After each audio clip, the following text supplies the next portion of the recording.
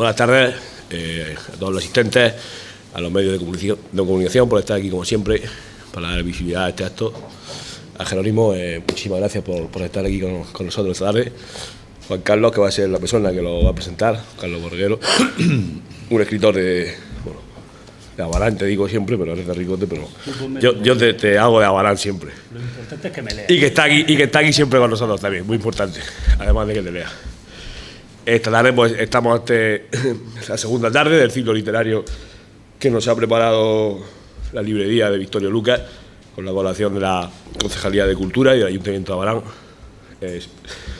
Tenemos a Jerónimo Tristante, que nos va a hablar de su obra 36. Estamos aquí en la sala Adolfo Suárez. Jerónimo, ayer se inauguró una exposición de pintura del pintor abaranero Diego Maniso, que va dentro de lo que es el ciclo del circuito del ICA, de la Consejería de Cultura. Y bueno, pues pensamos que el ambiente iba a ser el más adecuado, ¿no?, para darle un tono más cultural, si cabe, todavía a esta programación cultural que hemos preparado para la semana de las fiestas. De Jerónimo, bueno, pues ahora nos hablará Juan Carlos. Yo voy a hablar un poco del escritor, porque para eso hemos traído a Juan Carlos, que siempre el presentador es una figura muy importante en este tipo de actos que estamos realizando dentro del ciclo. Por eso nos agradecimos el otro día cuando hicimos la presentación del ciclo, igual que a los escritores, por supuesto que sí. Dar las gracias una vez más a la librería por habernos regalado este regalo tan cultural, tan magnífico para este último trimestre del año, cuatrimestre del año. Que disfrutéis muchísimo de lo que nos está ofreciendo Javier. Al final de lo que es la conferencia, que hará en la presentación del libro, pues Javier se pondrá a vender libros ahí, como siempre, y Jerónimo estará aquí firmando y dedicando los libros. Y también decir, que es muy importante, ha habido un pequeño cambio de fechas entre el día 11 de noviembre y 18, pero serán cambiadas entre ellas. Antonio el Cura modifica su fecha y el día que venía Antonio el Cura viene Guillermo Freixas y viceversa, ¿vale? Pero bueno, el calendario sigue exactamente igual. Al término de la conferencia, ¿quién es el siguiente, Juan Carlos? Recuérdamelo, por favor. Sí, Máximo. Máximo, vale. Máximo Huerta. Máximo Huerta, perdón. Máximo Huerta, perdón. Bueno, al término, Jerónimo siempre se le pide al escritor que presenta el libro que al final le lance una pregunta para la que quiera, para el siguiente. Pues a ti te ha tocado con Máximo Huerta, le lanzas una pregunta que tú quieras, que es la escuchará, la responderá y lanzará una pregunta así al siguiente que venga después de él, ¿vale? Es una costumbre que ya se ha cogido dentro del ciclo. Y también pues tenemos por ahí un cartón pluma, que es el cartel del ciclo, que está aquí abajo, que se le pide a todos los escritores que vayan pasando que lo firme, y en el último acto, que será el 1 de diciembre, con Isabel San Sebastián, pues se sorteará entre todos los asistentes a ese acto, ¿vale? Nada más, yo ya paso la palabra a Juan Carlos. Aquí tienes tu pueblo para lo que quieras, la Concejalía de Cultura y el Ayuntamiento van a tu disposición.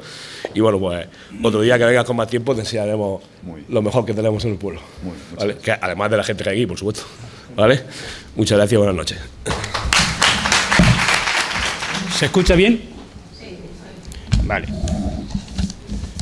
¿Se sigue escuchando bien? Vale, perfecto. Bien. Bueno, primero daros las gracias a todos por la asistencia a este acto de Abarán en mayúsculas. Subrayar lo que acaba de decir el concejal Felipe y ese cambio por agenda que se ha hecho del cura. Yo creo que es más por las prisas de querer ver al cura ya por aquí que otra cosa. Pero bueno, lo vamos a dejar ahí. El día 11... En este caso será Antonio Saurín, el cura, el que presente su libro, y a cambio el día 18 de noviembre será Guillermo Freixas el que venga a presentar el libro. Hasta ahí, ¿vale? Otra cosa, esto es como el cura en mi pueblo cuando va a decir la misa, antes de decir la misa, si tiene que hacer cualquier recao, lo hace antes, pues lo hacemos ahora.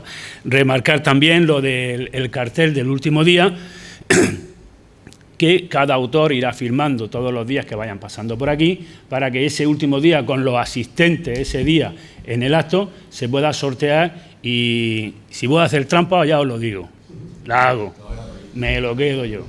O sea, que no falte nadie y que estemos todos ahí, ¿vale? Bien, empieza el acto.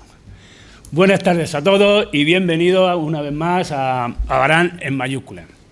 En principio, pues los agradecimientos, como se suele decir, dar las gracias a todos, al Ayuntamiento, a Felipe, que siempre está dispuesto para cualquier colaboración, y, cómo no, a Penélope, con ese trabajo en silencio, ¿vale?, que suena, en silencio, pero suena.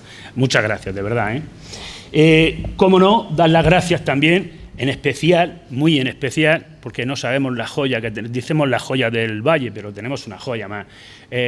Dar las gracias en especial a Javi, que es el gerente de la librería Victorio Lucas y que es el mentor, el que ha inventado, por decirlo así, esta bonita locura. Se dice en poesía que cuando escribes un poema, a partir de ese momento ya deja de ser tuyo, pasa a ser de los lectores.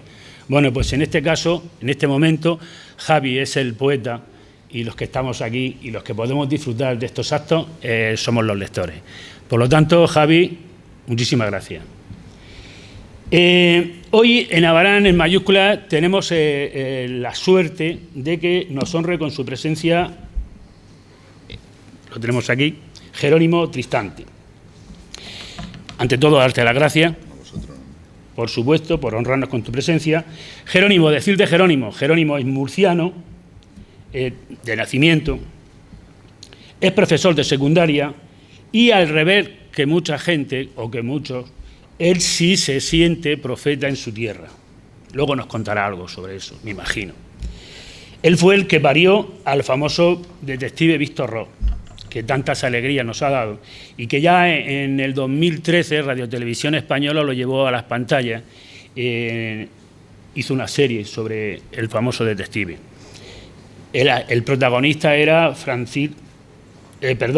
Carles Francino, que yo cuando leí lo de Carles Francino digo, jolín, el de la cadena SER. No. Hijo de... No. Vale, correcto. Es Francino, pero es navarro, o sea que es otro.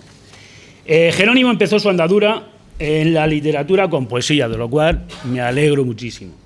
El libro era Amanecer en verde, para continuar luego con novelas como a la siguiente sería Crónica de Jufré, hasta la penúltima, creo que lo voy a decir bien, 36, porque es la penúltima. Sí. Correcto. Bien, Jerónimo Tristante, en su haber, goza del Premio Ateneo de Sevilla con su novela Nunca es tarde, en el 2018, Premio Logroño de Narrativa con Secreto, y aunque yo creo que el premio que más valora es el ser uno de los autores más leídos, ya que sus libros se han traducido al italiano, al francés y al polaco. Cuando una persona, esto es importante, a mí por lo menos me toca, cuando una persona dice la verdad, lo de menos es en qué bando está. Es importante. Hoy nos trae su libro 36. Es una novela ambientada en la Guerra Civil y como escenario tiene el asedio de los nacionalistas en Madrid. En el 1936 se inicia aquella fatídica guerra que hace tanto sufrir a los dos bandos. He estado por ahí husmeando y tirando de efeméride, podemos decir que en ese mismo año la famosa cantante Concha Piquer cantaba aquella canción de Ojos Verdes. Casi nada. Charlie Chaplin estrenaba ese mismo año una película dirigida y escrita por él mismo, Los tiempos modernos. Pero verás, en ese mismo año, el famoso, el gran, para mí, el más grande de los poetas, Miguel Hernández, publica su obra, la chuleta se me ha ido, El rayo que no cesa, con la editorial Héroe. Bien, pues todo esto estaba pasando en ese año, en el 1936. De la Guerra Civil Española se ha hablado mucho y se ha escrito mucho, pero siempre cada uno desde su trinchera, es decir, dependiendo del bando, o que lo que es lo mismo, de su ideología. Jerónimo quiere contar la historia desde un punto de vista objetivo. Ha conseguido alejar la imagen de la guerra, mirarla, por lo tanto, con otra perspectiva y hacer una crónica de la misma como pocos lo han hecho, sin favorito. Yo ya se lo comenté antes, es difícil. Pero bueno, es que es Jerónimo, Tristante, está claro. En el 1936, durante el asedio de los nacionalistas a Madrid, convivían los dos bandos. También se hacía protagonista aquello de que el miedo a que alguien diera el chivatazo y fuese conducido o invitado, vamos a decir, a alguna de las famosas checas, que seguro que también nos contará algo esta tarde Jerónimo. Estamos ante una novela ambientada en un hecho real, la guerra civil, que por lo tanto el autor, mediante unos asteriscos que vienen a pie de página en algunas de las páginas, ahí podemos encontrar que evidentemente lo que nos está contando es historia y además lo podemos ampliar, con lo cual hace más grande todavía la novela. Ese libro lo hace todavía más grande. Bien, pues os invito a un paseo por la historia reciente de España, aderezada con suspense, con amor, con deseo, con guerra, con intriga. Y estoy seguro que Jerónimo esta tarde nos va a dar muy buena cuenta de ello.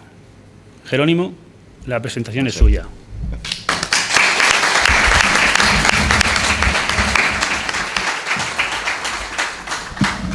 Bueno, buenas noches a todos. Estoy encantado de estar aquí con vosotros, echando un ratico para hablar de 36 y de lo que vosotros queráis preguntarme.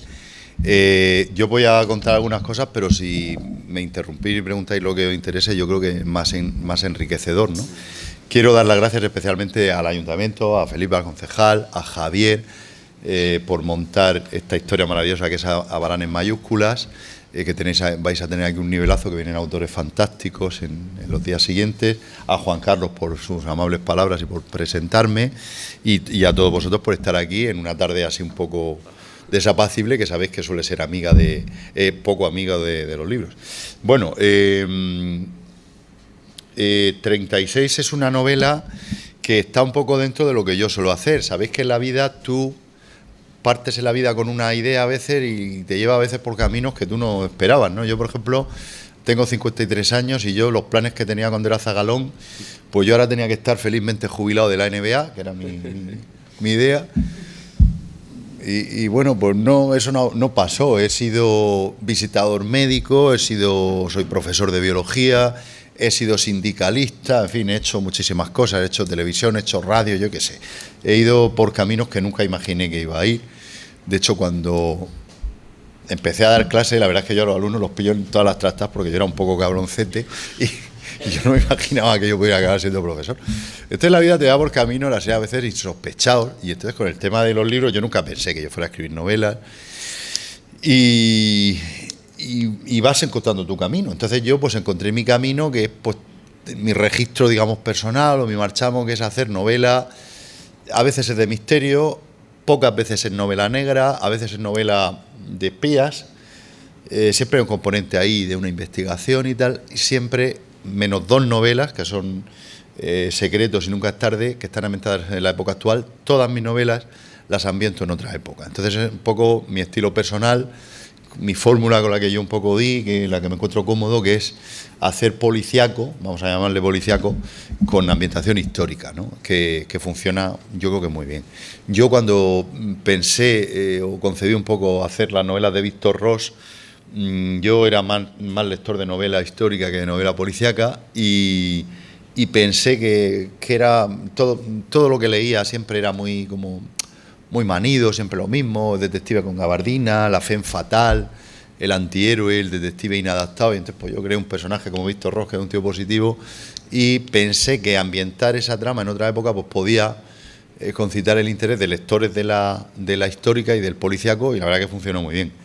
Entonces era un poco la línea que yo he llevado, y 36 es esto, ¿no? Y cuando presentamos la novela en Madrid, mi amigo Pedro de Paz, que es escritor y ahora es más poeta que novelista, dijo que él pensaba que yo hacía más novela histórica que policíaca, y la verdad es que yo creo que sí. O sea, en todas mis novelas hay un caso que es un poco el motor para intrigar al lector, para enganchar al lector, que se quede conmigo, pero tener la excusa para poder describir una época. Paco Taibo II, que es el fundador de la Semana Negra, dice que la novela policíaca o la novela negra es la que parte de un hecho criminal, no tiene por qué ser un asesinato, puede ser un secuestro, una estafa, una desaparición, y la investigación que le sigue, lo que los franceses llaman la encuesta, cómo va el detective, que a veces es un abogado, a veces es un detective, a veces es una ama de casa, como hice yo en Nunca es tarde. Nosotros seguimos con el detective y vamos viendo de la mano del que lleva la cámara cómo es una sociedad. Entonces, en realidad son novelas que a veces el caso policíaco es una excusa para mostrar cómo es una sociedad determinada. Yo escribí una novela, pues hará 10 años o así, que se tituló El Valle de las Sombras, que ahora en noviembre vamos a hacer una nueva edición, porque está agotadísima. Y en esa novela, es una novela que yo ambienté en la obra de construcción del Valle de los Caídos. Y bueno, y entonces pues yo coloqué ahí un caso policiaco, hay unos presos que están muriendo en extrañas circunstancias, y un grillado de la guerra, un matarrojo, un oficial nacional, muy derecha, evidentemente, porque estuvo en la Checa de Fomento, y un preso que fue policía republicano, investigan esos asesinatos juntos. Entonces me salió una novela, yo creo que muy bonita, de amistad entre dos personas que eran de bandos distintos, y me permitió contar cómo fue la obra de construcción del Valle de los Caídos. Porque si yo escribo una novela y te cuento cómo fue aquello, no pasas del primer capítulo, porque fue una cosa horripilante. Entonces, claro, el tema policíaco me ayuda a que la gente se quede conmigo y vaya viendo cómo fue aquello, ¿no?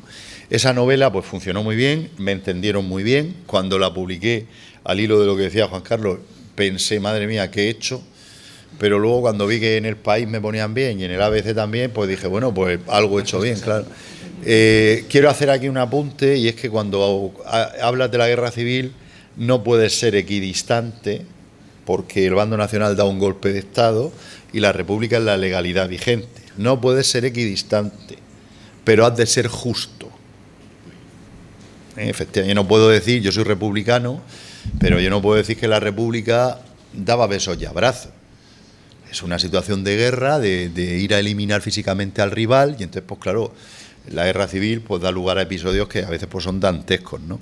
Por parte de ambos bandos. Eso no quiere decir que seamos equidistantes, entonces, a raíz de esa novela, el protagonista es Tornel, un policía, y Alemán, el tío este que está grillado. Y entonces yo quería contar bueno, cuento algunas cosas de la historia previa de ellos y tal, cómo cayó prisionero Tornel, etcétera, etcétera. Y entonces pues yo quería contar más cosas sobre dónde estaba Tornel antes, porque esto ocurre en el año 41, y entonces escribí 36. Es decir, 36 es una precuela del Valle de las Sombras.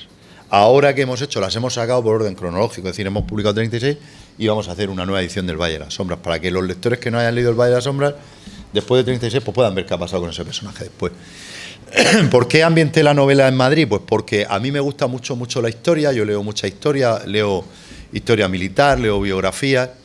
Hay una frase, creo que es de Picasso, que dice que la inspiración debe de pillarte trabajando, y entonces pues tú no sabes cuándo te va a salir la chispa para escribir una novela, no te lo esperas. Por ejemplo, la siguiente novela que voy a publicar, que será probablemente en noviembre del año que viene, se llama Pamfleten, y es una novela ambientada en los tercios de Flandes, policíaca ambientada en los tercios de Flandes. Y esa se me ocurrió porque yo fui a dar una charla a Bruselas a profesores de español, y después de la charla me llevaron a tomar una cerveza a un amigo en la Gran Place, una cervecería se llama Le Roi d'Espagne, el rey de España, y estoy tomando una cerveza y veo allí unos muñecos colgados. Hostia, digo, ¿y esto qué dice? Estos son españoles. Digo, hostia, y entonces, efectivamente, están ahí colgados los monigotes de los mosqueteros y los coseletes, los piqueros con su morrión, el peto. Tío, dije, hostia, macho, 400. Bueno, sabes que en Bélgica, creo, si no se duerme, le dice, duérmete que si no viene el duque de Alba. Entonces dije, hostia, menudo pollo liamos nosotros aquí, coño. Por otro lado me dio envidia, porque dije, coño, porque nosotros somos unos gilipollas con lo políticamente correcto. ¿Imagináis en España un bar en Zaragoza con soldados napoleónicos colgados? ¡Hostia, lo que se liaría! Pues no pasa nada, la liaron parda, ¿no? Bueno, allí... Entonces ahí pues, se me encendió la bombilla. Pues, con 36 me pasó algo parecido con un incidente que no lo voy a relatar, está en la novela, que es el vuelo del Pótez.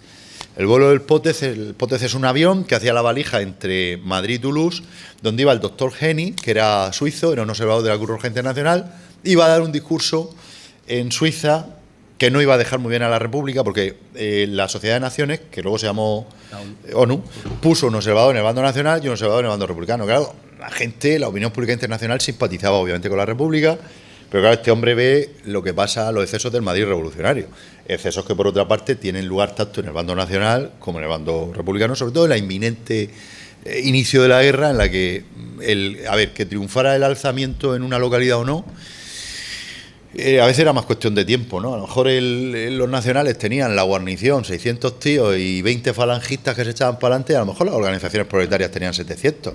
¿Qué triunfaba? Pues el que salía antes y tomaba la telefónica, el arsenal, etcétera. ¿Qué hacían? Una vez que cogió el poder, me voy a buscar al otro y lo fusilo a todos. Esto pasaba en un bando y en otro. Entonces, claro, Geni ve eso, hace un informe ahí de otros temas que no puedo desvelar porque o hago un spoiler tremendo, y el avión de Geni pues lo tiraron, 2 cazas lo derribaron, nada más salir de Madrid. Y hoy sabemos que eran 2 cazas republicanos. La propaganda de la República dijo que eran 2 cazas facciosos, el que era el jefe de la aviación republicana reconoció que eran 2 moscas, que sabéis que eran aviones republicanos pilotados por 2 rusos, sobre todo por la obsesión que tenía el NKVD con controlar ese tema. Ese incidente me pareció muy interesante, muy llamativo, y entonces ya me dio la idea de colocar ahí a Tornel, una investigación, y es la excusa perfecta para que os vengáis conmigo al Madrid del No Pasarán. Tornel llega a Madrid, él viene del frente de Teruel, y lo fichan las milicias de vigilancia de la retaguardia, porque sabéis que desde que estalla el alzamiento, el 18 de julio, hasta noviembre, la República es un sin Dios, y en concreto Madrid es un desastre. Se acabaron los ataúdes, con eso lo digo todo, y entonces la República quiere poner orden. Entonces, pues, monta la milicia de vigilancia de la retaguardia, cierra las checas, y entonces ahí viene Tornel. Y entonces a Tornel le encargan que busque a un fotógrafo inglés, que es un viva la vida, un bon vivant, el tío es freelance, trabaja para acá, para allá, es muy simpatizante de los republicanos, que ha desaparecido. No sabemos si le han pegado un tiro en el frente, si es que lo han cogido una partida de los nacionales, si lo ha fusilado una cuadrilla incontrolada de la CNT o del PC o de quien fuera, y entonces él tiene que buscar a ese fotógrafo.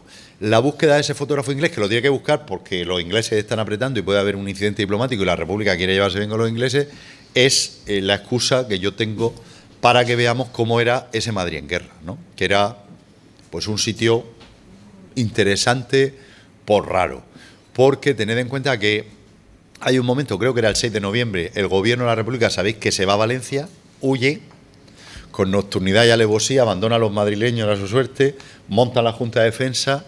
Esto es un tema históricamente muy interesante, porque no sabemos por qué no entraron los nacionales, porque Madrid estaba inerme, o sea, es que había dos soldados aquí en una barricada, hay un cañón con un tío, una tanqueta nacional llegó a la puerta de Toledo y no entraron.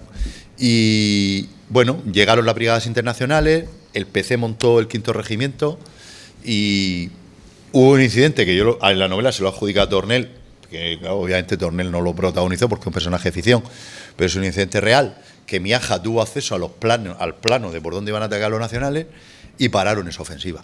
Pero ¿qué es lo que pasa? Que el Madrid del No Pasarán es un lugar distópico, porque los nacionales iban a entrar, en cualquier momento podían entrar. Entonces la gente vivía con la sensación de esto se acaba, y bueno, pues era una situación extraña, ¿no? Porque, no sé, tú como miliciano podías estar pegando tiros por la mañana en la ciudad universitaria, luchando con los moros y los legionarios, y por la noche estabas en Perico Chicote echándote unos cócteles con unas milicianas guapetonas, que además había amor libre. Y además, en esas situaciones en que la vida vale poco, ya sabes que el ser humano, el tema sexual se nos dispara. Entonces, pues, era una situación un poco extraña. Y ese Madrid, que si queréis vamos comentando cosas o podéis preguntar, que era un lugar raro, de que la vida vivía poco, los madrileños se acostumbraron a ir corriendo. Bueno, ahora con la guerra de Ucrania hemos vuelto a ver este tipo de imágenes. Tú ibas de portal en portal por si te caía un pepinazo, porque a la Gran Vía le llamaban la avenida del 5,5, porque estaban cayendo proyectiles de 5,5, cogían la Telefónica, que por cierto sale en la portada, por eso veis que va caminando Tornel y al fondo está el edificio de la Telefónica, lo utilizaban como referente, como punto de referencia para bombardear de Cerro Garavitas. Y luego también que, bueno, la guerra civil ya sabéis que es un episodio para mí muy interesante, que a mí me fascina, y fue un episodio que es una precuela de la guerra mundial. Para mí es un episodio más de la guerra mundial, y fue un episodio en el que se pusieron en práctica cosas nuevas que nunca se habían hecho. Por ejemplo, bombardear a la población civil. Esto se hace por primera vez en Guernica, pero en Madrid también lo sufren. Los nacionales bombardeaban a la población civil madrileña. Ya sabéis que el barrio de Salamanca no, porque el barrio pijo. Entonces, pues toda la gente de la República que tenía cargo y tal, pues se iban al barrio, ocupaban pisos en el barrio de Salamanca, porque ahí no te bombardeaban. Entonces era un lugar raro, ¿no? La vida valía poco, te podía caer un pepinazo en cualquier momento, se pasaba mucha hambre. Sabéis que los madrileños son muy castizos y eso pues lo llevaban muy bien. Ellos, por ejemplo, a las lentejas que te salían gusanos y bichos le llamaban lentejas con carne. Al yunque que venía a bombardear por la mañana le llamaban el lechero, porque venía a las 6 de la mañana. La verdad es que le echaban mucho valor. Poco derivado también de más cosas que pasan interesantes en la guerra civil, por ejemplo, el uso de la guerra psicológica. Vosotros sabéis que Queipo de Llano todas las noches pegaba unas peroratas en la radio medio chispado y decía unas barbaridades que acojonó tanto a la gente del bando republicano que eso fue contraproducente porque ¿cómo se dice? Se conjuraron para resistir como fuera. Porque claro, si tú veías a Queipo de Llano decir, ya veréis cuando entremos, vaya a saber las mujeres lo que son hombres de verdad, los legionarios y los moros, y no los milicianos son maricas. Claro, tú oyes eso y dices, hostia, yo aquí tengo que luchar como sea, ¿no? Entonces, esa guerra psicológica, por ejemplo, yo lo cuento en la novela, un piloto republicano que se tira paracaídas en el bando nacional, lo cogen y lo matan a hostiazos de llave inglesa, y luego lo descuartizan, lo meten en una caja y lo tiran en Madrid, en el centro. Claro, la gente veía esas cosas y decía, estos tíos, Franco dijo, no sé, fue Franco y luego dijo Queipo de Llano, que iba a fusilar 100.000 tíos. Claro, todo eso es lo que genera un poco ese eslogan del no pasarán y que los milicianos y los madrileños se conjuran para resistir, pero que es muy, lo de Madrid es muy raro porque estuvo a punto de caer el día 6 de noviembre y aguantó casi hasta el final de la guerra. Entonces un Madrid distópico, yo lo veo muy interesante, donde pasaban cosas muy raras y en el que Tornel se mueve investigando. Yo, después de publicar la novela y de hacer muchas entrevistas y charlas como esta con vosotros y tal, pues me he dado cuenta que me ha salido una novela de por qué los republicanos perdimos la guerra. Entonces, pues todo eso está en la novela, no todo lo que vive Tornel, que al final de la novela dice, yo me quiero volver al frente porque en el frente sé dónde está el enemigo. Enfrente, pero es que aquí, claro, sabéis que la República desgraciadamente fue una jaula de grillos y bueno, aquí era un desastre, mientras que enfrente pues tenías un mando único, porque Franco le tenemos mucha manía porque fue un dictador, pero no tenemos que hacer buenos análisis. Franco debía ser un tío muy listo, porque Franco coge un bando tan jaula de grillos como la República, el requeté falange no sé qué. Curiosamente, todos los que pasa como ahora con Putin, que se cae uno por el balcón y el otro se mueve en el yate, todos los que le hacían sombra a Franco fueron casi todos muriendo en accidentes de aviación, en fin, muchas casualidades. Y claro, ¿qué pasa? Que la República se enfrenta a un mando único y militar. Y claro, ¿quién sabe hacer la guerra? Los militares. Entonces, claro, fue un desastre, esto fue un desastre tremendísimo. Y bueno, pues todo eso pues yo lo refleja en la novela, ¿no? Lo que se llamó un poco el terror revolucionario y luego otras cosas que no os puedo contar porque es que es lo que en realidad Tornel está buscando y se encuentra en un momento dado. De todas formas, te corto. Dime. Cualquiera que en un momento dado tenga la curiosidad o quiera hacer una pregunta, siempre que no sea del libro, ahí no digan nada. No. ¿Vale? Cualquier pregunta que quiera hacer, que pueda. Aquí tenemos ahora al autor y podemos quedarnos más o menos satisfechos de cualquier cosa. Por lo tanto, si queréis, cualquier pregunta, levantamos la mano, preguntamos. Venga, sí, disparad, que como dirían mis alumnos, estoy a vuestra disposición. Exactamente. Yo, de todas formas, sí tengo una pregunta. Yo tengo una pregunta. Has hablado en algún momento, has hablado de que se fusilaba por miedo. Sí. Eso, a ver, yo soy muy amigo de Juan Ramón Calero, que sabéis que fue líder de Alianza Popular y luego le hicieron la putada que le hicieron al hombre y vino a la cárcel. Y Calero es un tío, es muy amigo mío, es de derecha. Es abogado del Estado, pero yo creo que también lo que pasa es que es verdad que la gente iba a ver sus juicios, los estudiantes, es muy buen abogado. Entonces Calero tiene una novela sobre que empieza antes de la guerra y luego pilla la guerra y tal, se presentó el año pasado, y él también dice esto. ¿Por qué pensamos que se fusilaba por miedo? Se fusilaba por miedo por eso, porque lo he contado antes. En esa situación de inestabilidad que hay en los primeros días de la guerra, hemos salido, nos hemos echado, hemos controlado la calle, pero imagínate que tú eres falangista y yo sé que la UGT tiene 200 tíos, la CNT-FAI tiene 100, si me quedo quieto por ese miedo a que puedan venir antes de que vengan estos, voy y los fusilo. Entonces sabéis que fue una cosa pues tremenda. Yo, por ejemplo, este verano no he ido, pero el verano anterior estuve en Biznar, en el barranco de Biznar, en el homenaje que le hacen a Lorca en Alfacar, y en el barranco de Biznar hay fusilados 2.500 tíos, que no los han sacado. Entonces, ocurría a los dos bandos, exactamente igual. O sea, pues, cualquier persona que en un momento dado... A ver, nosotros, la guerra nuestra, nosotros somos muy raciales, ¿no? Entonces, no es una guerra en la que no hay muchos fenómenos como lo de la Plaza de Toros de Badajoz, donde mataron a 3.000 tíos, o Paracuello, donde los otros se cargan a 2.700. Es más como fusilar poco a poco por rencillas personales y una frase que dijiste, el caso de Lorca, ¿no? Incluso alguien dice que también pudieron ser los familiares de Frasquita Alba, porque ya había dicho él algo en prensa sobre el tema. Entonces, pues sabemos que la guerra... A ver, en la guerra la gente que más cosas malas hizo se escapó. O sea, cuando cae la República, gente que fue muy heavy, muy carnicera, que tenía altos cargos, salieron en avión. El que se quedaba aquí pues era el pringao, que bueno, pues que había tenido carne de la UGT, o que te habían movilizado con tu quinta, y muchos pensaban, bueno, a mí no me van a fusilar porque no he hecho nada malo, pues te fusilaban.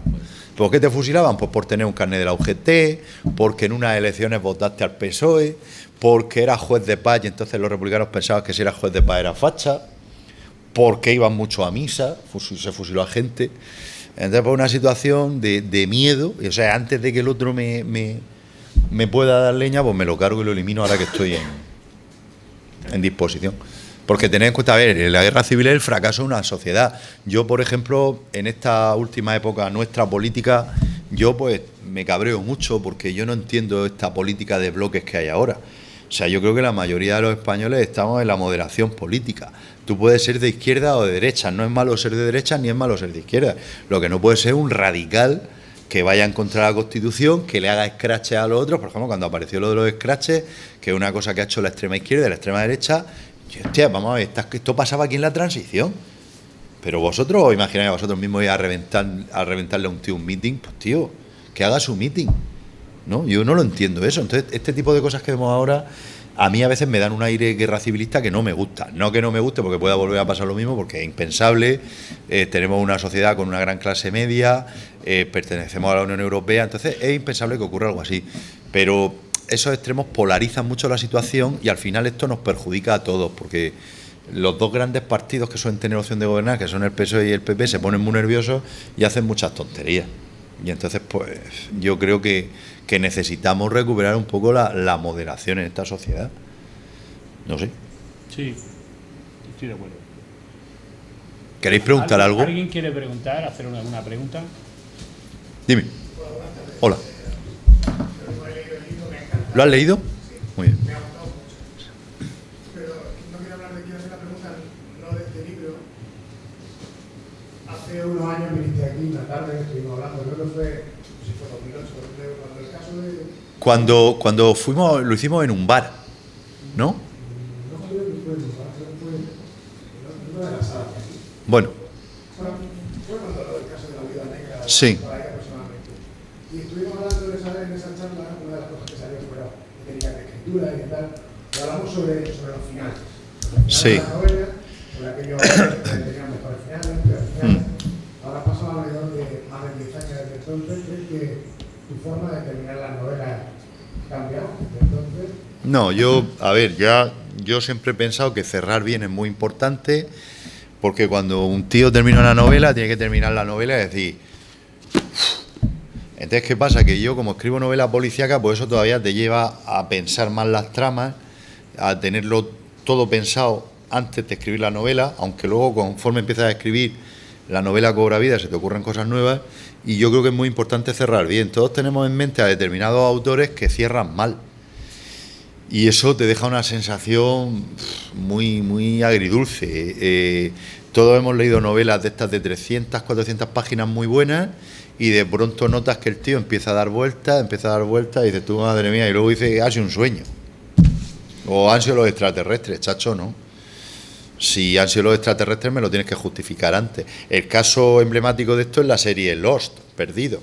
O sea, una serie que tenía una primera temporada excepcional, una segunda temporada maravillosa, Me tragué 9 temporadas, en la segunda temporada yo ya intuí lo que había pasado, pero claro, como seguía, digo, no puede ser, y luego era eso, digo, chacho, me habéis tomado el pelo, esa es una sensación muy mala. Entonces, el final yo creo que hay que pensarlo y es muy importante cerrar bien. Yo creo que es muy importante, yo le doy mucha vuelta a la cabeza. Esta, por ejemplo, no es una novela enigma, pero las de Víctor Ros, que sí van más en esa línea, ahí me tengo que esforzar más, porque en general los lectores estáis muy resabiados, sobre todo los lectores que leéis novela policíaca, te pillan enseguida. Entonces es difícil sorprender, porque es interesante que no lo veas venir, aunque a veces también puedes utilizar ese recurso, porque yo nunca es tarde, pues casi que yo dejo casi ver quién es el culpable, ¿no? Es más importante saber por qué que quién es el culpable. Pero sí, yo lo de cerrar creo que es muy importante y hay que darle muchas vueltas a la cabeza. Y cerrar bien. Me esfuerzo mucho para intentar pues sorprender un poco al lector y que no se espere un poco lo que va a pasar, ¿no? Y esa sensación que es muy bonita, ¿no? Cuando dices, coño, qué cabrón. Y luego, claro, el lector va y dice, claro, si la página 14 ya dijo que este dijo... Claro, porque yo voy dejando ahí pildoricas, ¿no? Porque luego tiene... Es verdad que la novela policíaca es la más matemática de las novelas, tiene que encajar todo. Y bueno, pues a mí me gusta, pero supone un esfuerzo, ¿eh? Sabéis que dicen los cursis que hay dos tipos de escritores: escritores de brújula y escritores de mapa. El escritor de brújula es el que se está buscando a sí mismo, entonces empieza a escribir y se está buscando, chacho, no. Y el de mapa es los que decimos, voy aquí, y es verdad, a pesar de eso es verdad que cuando empiezas a escribir, pues un personaje se te cae, otro que no habías pensado cosas, se te ocurren 2 o 3 cualidades que lo hacen crecer, te aparecen sus tramas, pero la estructura general has de tenerla clara, porque es que si no puedes liar un pitifostio tremendo. Y las improvisaciones son para los músicos de jazz y los buenos toreros. Otra segunda cosa, creo que publicaste también en Twitter que tenías ya una segunda oportunidad para Julio Alsina. Sí, a ver, este verano he estado escribiendo, sabéis que yo tengo una novela que, bueno, hicimos una reedición con Algaida hace como 3 años y se nos volvió a agotar, que es 1969.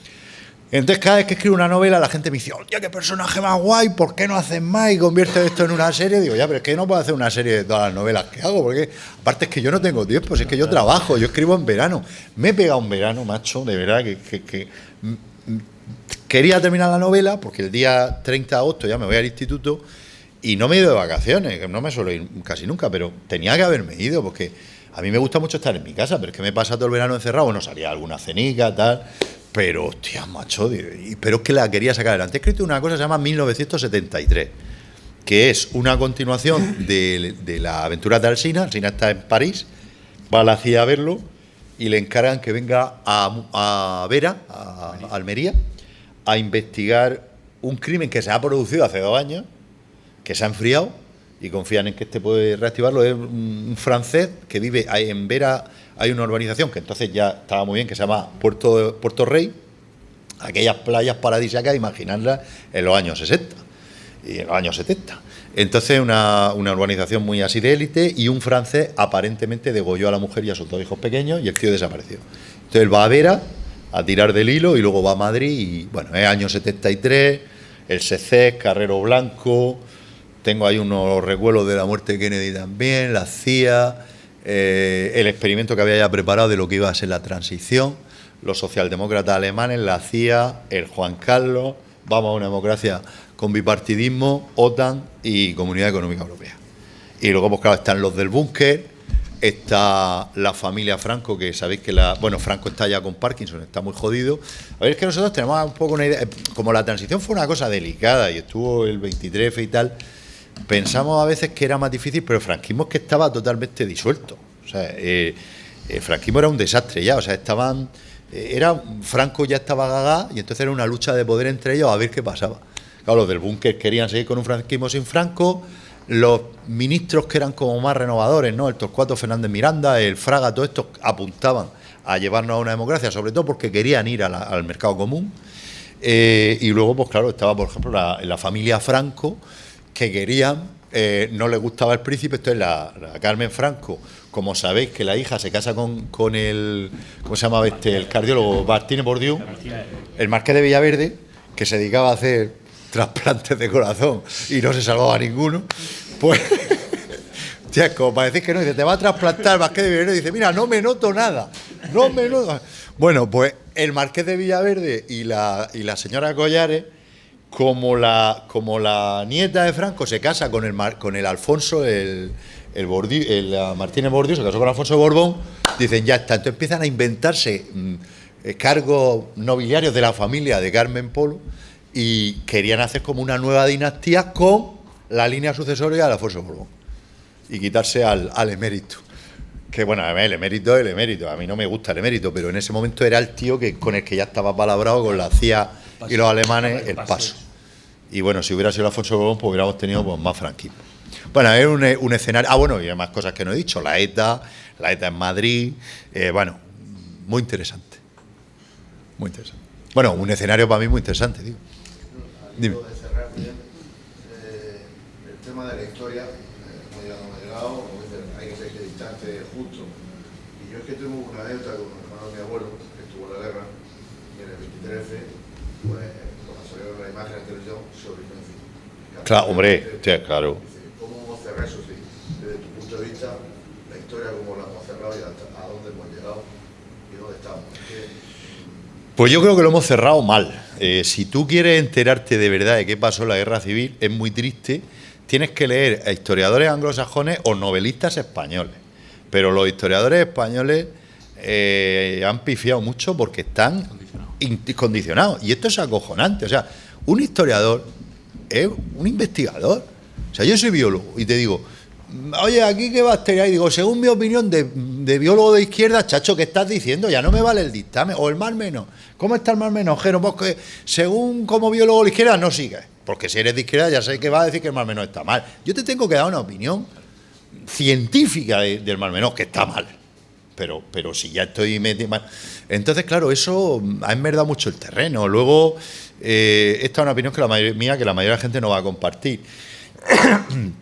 Nosotros, los españoles, somos muy borreguiles, ¿no? Entonces, somos muy pendulares. Entonces, tuvimos 45 años de paz, como decían con lo de Franco. Entonces, claro, ahí nos venden una historia, la gente, hay que dejarlo de la política, la gente está muy traumatizada por la guerra, y entonces, pues nada, pues vendemos que la guerra pues fue culpa de los rojos, es costubernio socio comunista masónico, no sé, socio masónico, como es judío masónico, tal, todo ese rollo. Claro, como estamos 45 años tragándonos ese rollo, cuando viene la transición, entonces nos vamos radicalmente al otro extremo, es decir, la República tenía la razón. Los franquistas eran malos porque dieron un golpe. Pero claro, ya nos llenamos tanto de balón que empezamos a proyectar imágenes idílicas de la Segunda República que no son verdad.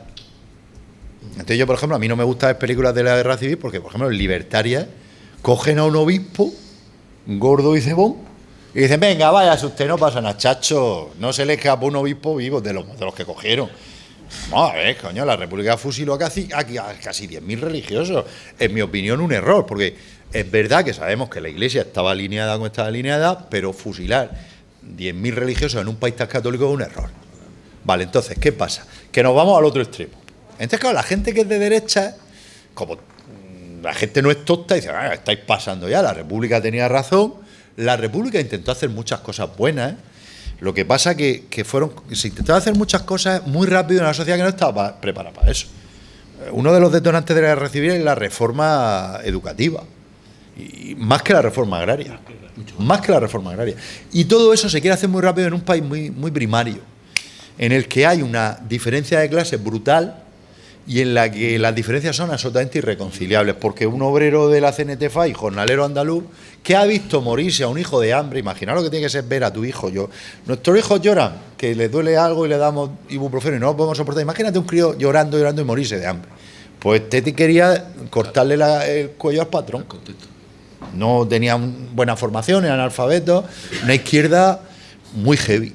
Y los otros, pues imagínate, las fuerzas de las reacciones, el capital, el ejército, la Iglesia, un inmovilismo que quiere ser en antiguo régimen. Esa situación, gracias a Dios, no es la de ahora. Ahora pues tenemos una clase media cada vez más deteriorada desde el 2010, pero bueno, más o menos, en general, la mayoría no pasamos hambre, entonces pues tenemos una situación mejor. Lo hemos cerrado mal, porque ¿qué pasa? Que cuando nos empezamos a pasar de decir que la República era tan maravillosa, pues entonces aparecen otros de derecha que dicen, ¿qué estáis pasando? Y entonces aparece el revisionismo histórico. me aparece el Pío Moa, el otro y tal, que se me van al otro extremo. Y entonces, pues al final, pues ya tenemos el terreno de juego enmerdado y la gente... Una de las cosas que... A ver, yo en muchas cosas no parezco español. Bueno, no parezco español físicamente. Yo subo a los aviones y me hablan en inglés las azafatas. Parezco escocés y me da el sol y me pongo como un salmonete. Yo, por ejemplo, no soy forofo. Y los españoles son muy forofos. Muy forofos futbolísticamente, muy forofos políticamente. Entonces, por ejemplo, tú ves un partido de fútbol, voy a decir Madrid por decir Madrid, del Real Madrid jugando como el culo, marcan en el último minuto y dice el forofo, que bien hemos ganado, hemos jugado cojonudo. No, no has jugado cojonudo, has jugado muy mal y tienes que tomar nota de que tienes que cambiar cosas, porque te has salvado en el último minuto. Bueno, pues esto es España, el forofismo. Entonces te encuentras gente que es de derecha y que siempre está con el mismo argumento, bueno, los dos hicieron cosas malas, no sé qué, tal. Luego la izquierda también, pues a veces en una tesitura un poco también extremista, y entonces pues no hacemos, yo creo, una interpretación correcta de la guerra civil, en general, en mi opinión. También tendríamos que intentar verla más en perspectiva. Esto es más difícil para la gente que fue represaliada, la gente que cada vez hay menos, porque la gente ya va falleciendo, pero claro, el que ha tenido un abuelo que se te murió en la cárcel de tuberculosis y tu abuela estaba con la cabeza raspada y hacerte ricino, pues es muy difícil que intente ver eso en contexto histórico. Pasa también en el otro bando, pero es que el otro bando ganó. Entonces, como ganó, pues tú te acuerdas de que te fusilaron los rojos a tu padre, por ejemplo, pero claro, como luego has tenido 40 años que has vivido muy bien, pues a lo mejor estás más por la reconciliación. No sé si esto lo he explicado bien. Sí. Es que esto pasa con la ley de memoria histórica. La ley de memoria histórica no consiste en sacarle mierda a la gente derecha. Consiste en que hay gente fusilada en las cunetas que los tenemos que encontrar y enterrarlos dignamente. ¿Por qué? Porque a los que fusilaron los rojos, que fusilaron a muchísimos, como los otros ganaron, los exhumaron y les dieron un entierro digno y los tienen en un sitio que saben dónde están. O sea, que no estoy diciendo que los rojos no fusilaron y mucho, pero se les pudo exhumar porque has ganado. Claro, si tú has perdido, te tienes que salir cagando hostias por los Pirineos, o estás en tu casa callado y no decís nada, y no puedes ir a preguntar dónde está tu abuelo fusilado. A ver, acordad lo que he dicho, 2.500 tíos ahí en el barranco de Biznar, y no se ha sacado ni a uno solo. Y tenemos hoy día pruebas de ADN y tenemos posibilidades de hacerlo. Es jodido, pues son enterramientos comunes, tienes que ir con sonar, no sé qué. Eso hay que sacarlo casi como un trabajo casi arqueológico, pero eso es lo que es la ley de memoria histórica. Es decir, sacar a una gente que se le fusiló, que está en una cuneta, y enterrarlo para que su familia, los que queden, pues vayan y le echen un Padre Nuestro, o si son ateos, que le canten la Internacional. Pero por eso te digo lo que dices tú, que está la cosa muy en verdad. Y en ese aspecto yo creo que no estamos siendo muy europeos. Pero claro, todo deriva de lo mismo, de que tenemos sectores muy amplios de la población con mala formación, en mi opinión. También es cierto que en muchos países de Europa, lo que es la Europa occidental, pues después de la Segunda Guerra Mundial llegó la democracia. Claro. Nosotros llevamos ahí un montón de años. Nosotros hemos tenido ahí un atraso de 45 años. Pasamos a Portugal prácticamente. Muchísimos años por detrás después de una situación de guerra civil como la que se dio, pues todo el resto de países llega el plan Marshall y lo ponen todo. Sí, empiezan de cero, claro. Aquí no, aquí todavía dura hasta el año 75, o cuando queramos decir que acaba la dictadura, ¿no? 75 que empieza la democracia, por lo tanto vamos unos años por detrás, es normal también que nuestra... Y estamos marcados... Sí, en eso tienes razón, que es normal que tengamos más ecos. Y que estamos marcados por lo que se denomina en muchas situaciones las dos Españas, y es una realidad, ¿no? Los ganadores, los perdedores, la gente izquierda, la gente derecha, y eso pues creo que van a tener que pasar alguna generación más, probablemente, para que se vuelva... Sí, porque no vamos bien. Para que se pueda normalizar. Yo, siguiendo con el hilo, que me han notado aquí un par de cosillas, Antonio lo sabe, que es compañero mío de corporación, él es concejal del Partido Popular en la oposición, yo de Izquierda Unida en el equipo de gobierno, y muchas veces lo hemos hablado. Creo que somos la generación de alguna forma responsable de ir dejando atrás todos esos temas y de ir normalizando la situación. La guerra civil acabó hace muchos años y nosotros pues tenemos que dar un ejemplo ante la sociedad y ante la gente. Yo sé que para la gente que ha tenido, que le ha tocado un poco de cerca, es difícil, pero hay que intentar empezar a verlo ya en clave histórica, porque son sucesos que hace, creo, ya 90 Somos años.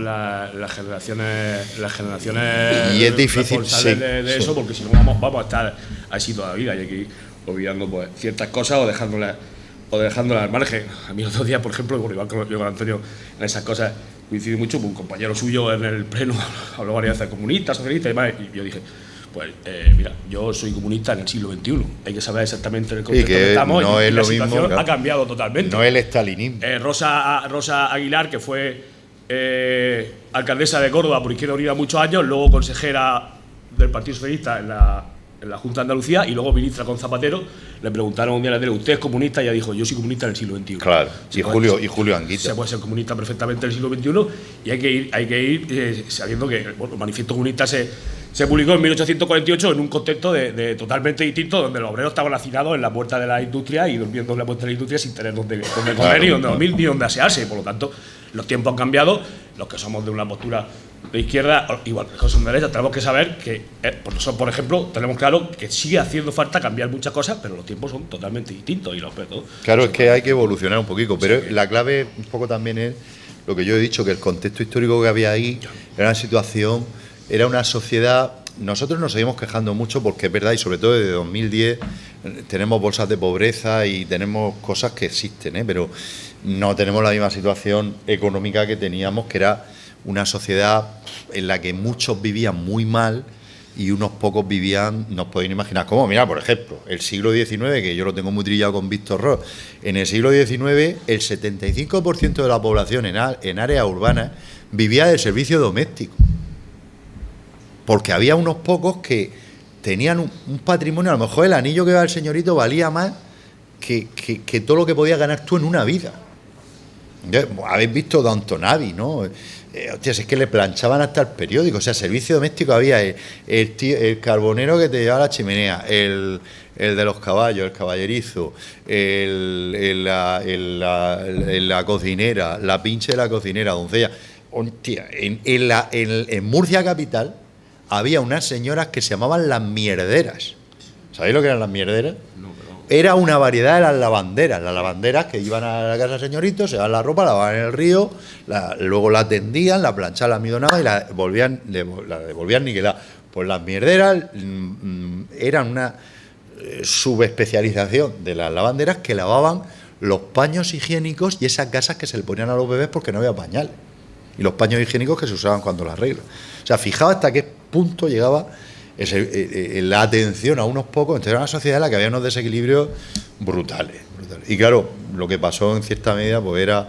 Yo, que he leído mucho sobre la guerra civil y me interesa mucho, yo veo que era algo que era inevitable. O sea, es que te paras a pensarlo y es como si ves dos trenes que van a chocar y es que no los puedes parar. Fue una situación lamentable. Y sí que es verdad lo que tenemos que empezar. Por ejemplo, una cosa que a mí me molesta mucho, el forofismo. Tú hablas con un tío que es muy de derecha y te niega que en la plaza de toros de Badajoz fusilaron a 3.000 tíos. Hablas con uno de izquierda y dice que lo de Paracuello es mentira. Es lo mío, es un caso parecidísimo. Van avanzando las columnas fascistas por Extremadura y hay en Badajoz se resisten bastante los milicianos, hay un combate bastante duro y pillas 3.000 prisioneros. Y tú vas para Madrid. ¿Qué haces? A ver, nosotros no se nos ocurría hacer algo así, pero la guerra. Deja a 3.000 tíos detrás que tienes que darles de comer y dejar 300 tíos para vigilarlos, pues los mataron a todos. Paracuellos, pues resulta que tiene en La Modelo, en Poitiers, en San Antón, 10.000 tíos presos que son la élite del bando nacional. Políticos, jueces, mataron a Muñoz Seca ahí, el dramaturgo. Y está a punto de caer Madrid. En los muros de La Modelo, lo cuento yo en la novela, las ametralladoras nacionales batían ya los muros de La Modelo. Los carceleros le empiezan a hacer la pelota a los presos. O sea, era inminente que lo soltaban. 10.000 tíos son una división. Pero no una división de divisiones, porque una división de gente de élite, que va a dirigir a otro. Y los rusos del NKVD dicen, esto hay que cargárselo, y se cargan a 2.000 y pico. Porque están abandonando Madrid, están que se van, hay un vacío de poder. Entonces son dos episodios muy similares. Yo no puedo entender que uno, porque sea derecha, esto es mentira. Pues no, pasó. Ese forofismo, que es muy español, yo no lo termino de entender. Bueno, ¿queréis preguntar alguna cosa más? Yo sí tengo una pregunta. Dime. La guerra la ganó quien la ganó, la perdió, por supuesto, quien la perdió, pero ¿dónde había más caos? ¿En la guerra o en la política? había más caos en el bando republicano y más en la política que en la guerra. Lo que pasa es que el caos político degenera en un caos en cuanto a la organización de unidades. A ver, tened en cuenta que, lo que le pasa también a la República en cierta medida es inevitable, porque cuando tú se te alza la guarnición en una pequeña localidad y tú quieres parar el golpe de Estado y que impere la legalidad vigente, pues claro, las organizaciones sindicales sacan a sus militantes a la calle, claro. Entonces van a las autoridades republicanas y le dicen armas para el pueblo. Claro, tú eres alcalde, gobernador, o sea, y dices, hostia, tengo aquí a los militares sublevados, pues reparte armas para el pueblo. Paras el golpe. Pero has dado armas a CNT-FAI, PC, a UGT, has dado armas al pueblo. Es decir, has parado el golpe, pero has hecho la revolución.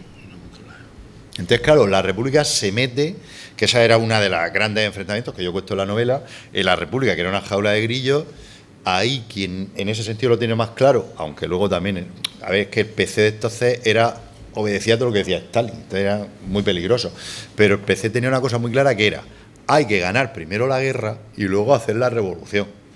Y los de la CNT, FAI y los otros están haciendo la revolución a la vez que la guerra, chacho. Entonces, ¿qué pasa? Pues claro, pues luego cuando hay un decreto a partir de más o menos de noviembre de militarización, pues intentas poner un poco de orden, pero hasta entonces cuando son los milicianos que van libremente a la guerra, pues claro, yo solo cuento en el Valle de la Sombra, bueno, me inventé un episodio que luego se han hecho cosas parecidas. Claro, imagínate una unidad militar que toma las decisiones de manera asamblearia. Y hay que tomar esa cota, y el coronel, que es el tío que está formado militarmente, para decir, pues por aquí, por aquí, por aquí, y se vota y al final hace el plan que se le ha ocurrido a un trapero de Cádiz. Tía, pues era un desastre, ¿no? O a lo mejor decía, por ejemplo, bueno, también esto militarmente hablando, los mandos piensan en términos de baja. Voy a tomar esa cota, voy a tener un 30% de baja. Pues si tengo 100.000 tíos, van a morir 300. Tenían mucha fuerza la CNT, llegaron a tener la CNT-FAI tuvo un millón de afiliados porque la CNT-FAI era muy fuerte en Andalucía, de los jornaleros, y en Cataluña de la industria, y en Zaragoza, que es donde estaba Durruti. La famosa canadiense en Barcelona, que era la industria donde ellos tenían a lo mejor 200.000 afiliados alrededor de la industria. No, era un sindicato anarquista muy potente, muy potente. Claro, los anarquistas tenían un aire entre un poco idílico, naif, y luego gente de acción muy dura, O sea, que estos estaban dispuestos a reventar con bombas todo lo que hiciera falta.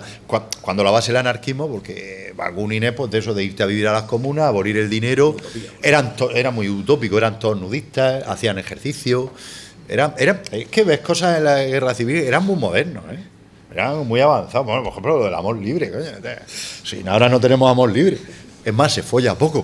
Entonces, no, pero son cosas que pasan en una sociedad como muy primaria, y aparecen. Y hay ciudades en España que después de la guerra civil mantuvieron todavía mucha fuerza, el sindicato de la CNT. Sí. Había entrado en los 90 y a principios del año 2000 también. Sí.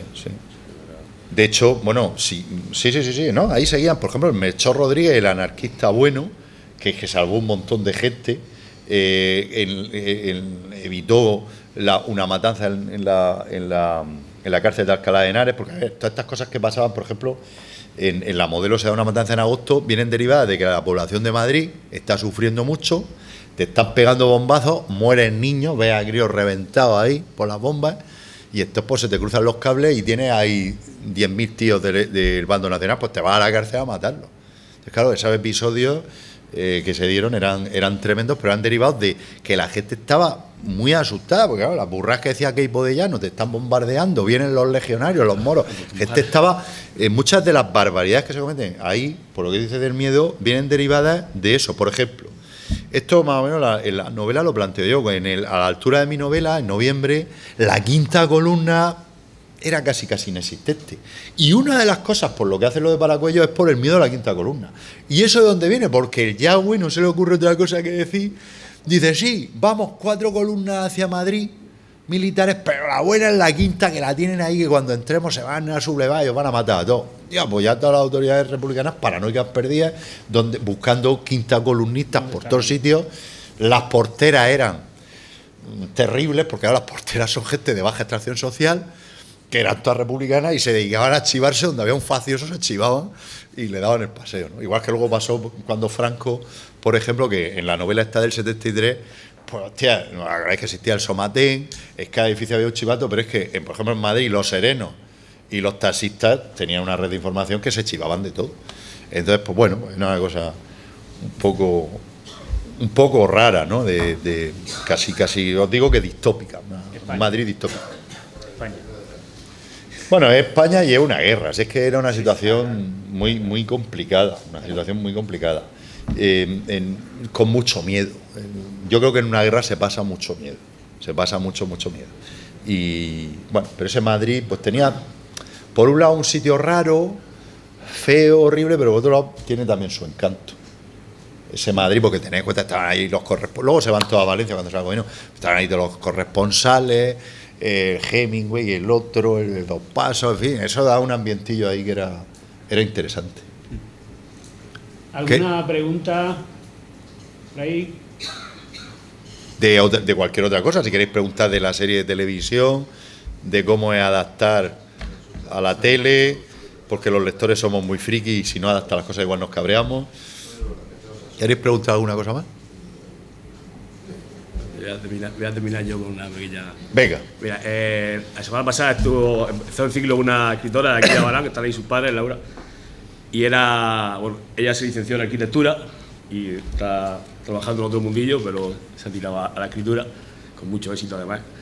Esta semana estás tú aquí, que eres biólogo, tú sí trabajas como profesor de biología y también estás en el mundo de la escritura. Yo me licencié en ciencias políticas, pero vendo camiones. Pues es que es lo que he dicho yo, que la vida te lleva a veces por caminos, te da por caminos que no te imaginabas. Antes de anoche estuvimos aquí, que fue una mesa redonda sobre el periodista Pedro Soler, que es de aquí del pueblo, y hay un concurso de relatos cortos que acaba el plazo de entrega del relato en breve. Me aconsejaría ir mandando el relato mío, a ver si puedo ir dedicándome a la escritura también y dejar la venta de camiones. Pues, a ver, está difícil. Yo te animo a que escribas y que mandes tu relato, pero la venta de camiones con la literatura no te la vas a dejar. En España Larra dijo que escribir es llorar. Entonces, no pagan bien en el mundo literario, a pesar de que vendemos muchos libros. No quiero meterme en este charco, pero vamos a dejarlo en que el sistema de liquidación de derechos que hay no es todo lo transparente que debiera ser. Porque esto los lectores no lo sabéis, pero vosotros no sabéis que SGAE no entra en contar cuántos libros se venden. No hay ningún organismo como SGAE que cuente cuántos libros se venden en España. SGAE cuenta los CDs, cuenta los tickets, entonces los músicos lo cobran todo, pero nosotros no. Entonces, es verdad que normalmente si os paráis a pensar, vosotros que sois lectores, la mayoría de vuestros escritores favoritos no son filólogos, son periodistas, es gente que tiene otra actividad. Y yo creo que esto viene un poco derivado por lo que voy a comentar, porque la ignorancia es muy atrevida. Entonces, cuando tú eres biólogo o eres periodista o sanitario, te pones a escribir y escribes. A veces yo tengo amigos que son escritores, vienen del ámbito de la filología hispánica y entonces están atenazados dice, venga, voy a poner esto en tercera persona. No, es que eso ya lo hizo fulanico. Pero voy a empezar con un flashback, es que eso ya lo hizo Antoñico. Y entonces al final les puede un poco el miedo, ¿no? Y entonces, claro, escribir y hacer público lo que escribe, y en poesía más todavía, es un poco un acto de inconsciencia, porque es muy expueto.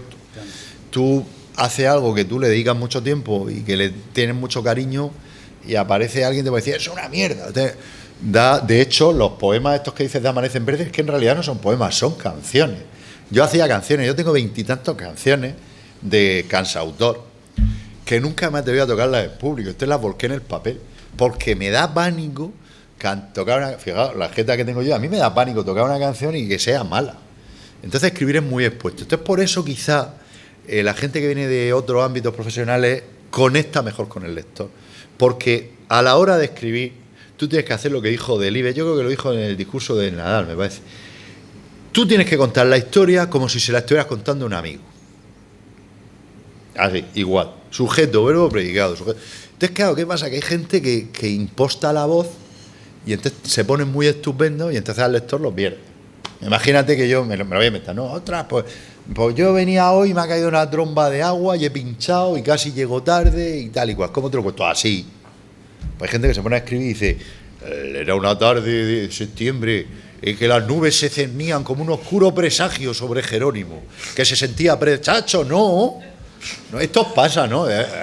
Hay autores que se ponen tan estupendos que yo a veces, por ejemplo, yo escribo una novela y se la mando a mi agente le echa un ojo y me acuerdo una vez que no sé qué frase puse de la hojarasca, que no sé qué dice, ¿pero esto que es Pablo Coelho? Me manda una nota y dice, ¿esto es Pablo Coelho o qué? Porque claro, te pones así en un plan muy casi diabético, ¿no? Y eso, pues, hay que yo creo que, a ver, yo empecé a escribir porque yo soy gilipollas y entonces yo veía que mis alumnos no leían. Estaba un día con un grupo de diversificación, que son 12 críos nada más, con dificultades, y le empecé a echar puros que tenéis muchas faltas, si leyerais no tendríais faltas, hay que leer, aunque sea el marca. Te dije, ¿estáis leyendo algún libro? Y veo que empiezan a hacer así. Digo, bueno, ¿habéis leído algún libro? Y me dijeron, ¿entero? Y a mí me dio una tristeza, porque leer un libro que sabéis que cuando leo un libro que te gusta, que yo leo comiendo pipas, me cago en 10, estás deseando llegar a tu casa. Es una experiencia maravillosa. Que unos críos tan jóvenes piensen que es como un trabajo inabarcable, me dio, y entonces me puse a escribir. Entonces yo siempre intento escribir intentando mirar o enganchar a la gente sencilla. Yo hago el tipo de literatura que yo hago, es la que quiero hacer. Yo podría escribir cosas a lo mejor, no sé, con otro nivel estilístico o más introspectiva. No quiero. Si viviera en Suecia, pues a lo mejor sí. En Alemania son 90 millones de tíos lentos. Escribe un libro, lo publicas, para vender 5 millones no te creas tú que te tienes que despeinar mucho. Pero en España la gente lee muy poco, entonces, pues, ¿cómo eso? Si la montaña no va a Mahoma, pues la montaña, pues eso hay que hacer. No obstante, soy consciente que tanto como Laura como tú estáis en esto por el amor que le tenéis a la lectura y a la lectura, no por otra cosa. Lo tengo clarísimo. Hombre, a ver, yo no me ha ido mal, que decir, me han hecho serie de televisión, cobro por escribir novelas, que en España ya que te paguen por escribir mucho, no me viene mal, pero no yo podría dedicarme a lo mejor solo a escribir, pero es que no me fío, porque ya sabes que yo soy docente y la excedencia de los docentes como mínimo me tengo que ir 2 años. Yo llevo en esto muchos años y esto es un mundo súper voluble. Tú hoy estás aquí y mañana no te cogen el teléfono, literal. Yo tengo amigos juguetes rotos así. Entonces, claro, digo, yo si fuera un año vista, yo sí que tengo más o menos idea qué ingresos puedo tener con las novelas. Pero a 2, vamos, me tienes que fichar tú para vender camiones. No, pues claro, escucha, yo me voy de excedencia, yo tengo que comer. Tengo una hija, coño. Está claro. Bueno, ¿queréis preguntar alguna cosa más? Que igual queréis ya, que tenéis casa, lo que queráis. Una pregunta aquí. Bueno, Sí, lo hemos dicho claro. que tienen que poner primero. Estamos hablando si en la sala Claro. hay alguna persona que quiera preguntar algo. Bueno, pues haciendo como ya es tradicional en Abarán en mayúsculas, lo que hacemos es que el autor, como hoy tú, hace una pregunta al siguiente autor. Por lo tanto, Laura Saurín te hizo una pregunta. Soriano. Perdón. Mira cómo mira la madre. Mira cómo va a mirar la madre. Ese punto maquilón. Ahí está, claro que sí. Laura Soriano Me hizo una pregunta. te hizo una pregunta. Venga. Entonces, vamos a ver si yo soy capaz. Sí.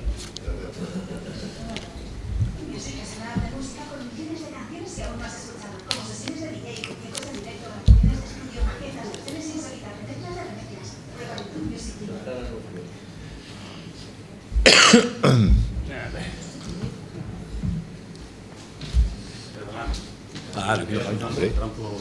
Vale.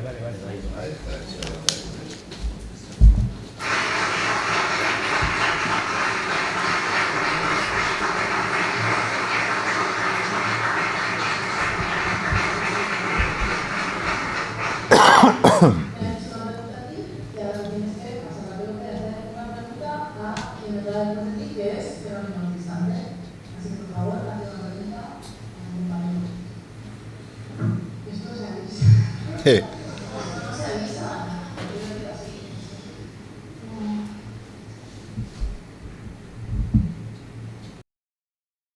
¿Qué obra que no has escrito te gustaría haber escrito? ¡Buf! Está buena, Madre mía.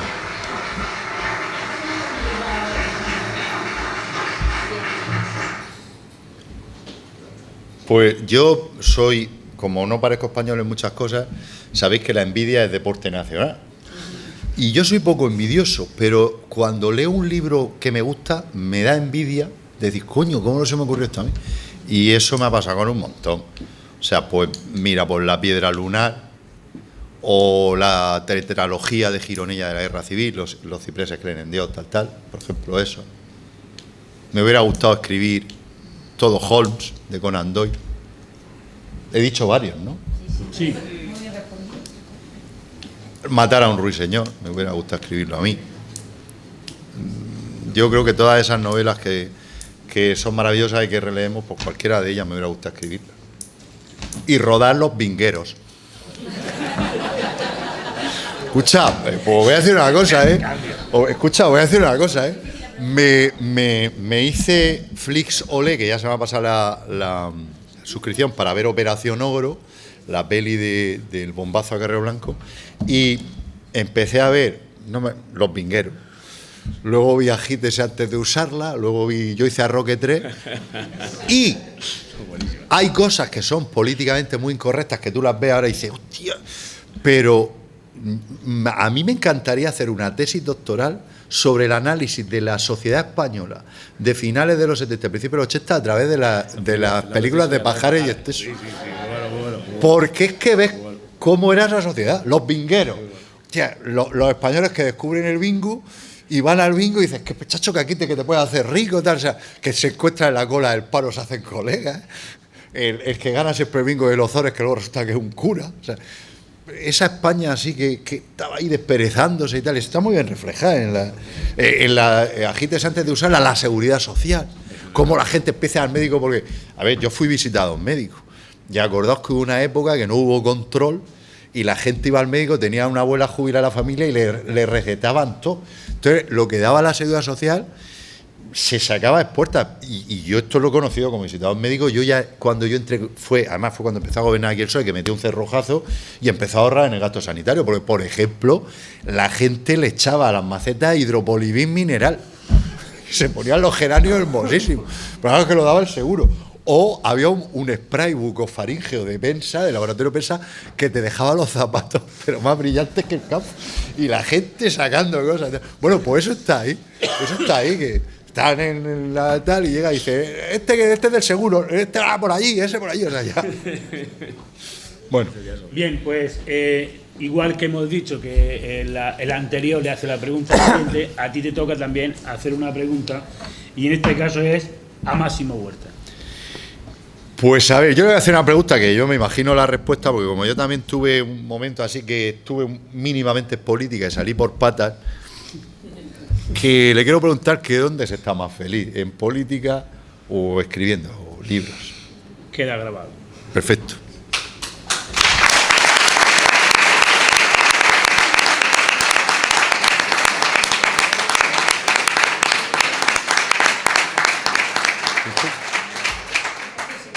Bien, solamente recordaros lo del cambio por motivos de agenda, ¿vale? Que es Antonio Saorín presentará su libro el día 11 de noviembre y Guillermo Fesser presentará su libro el día 18 de noviembre. Pasamos lista. Muchas gracias.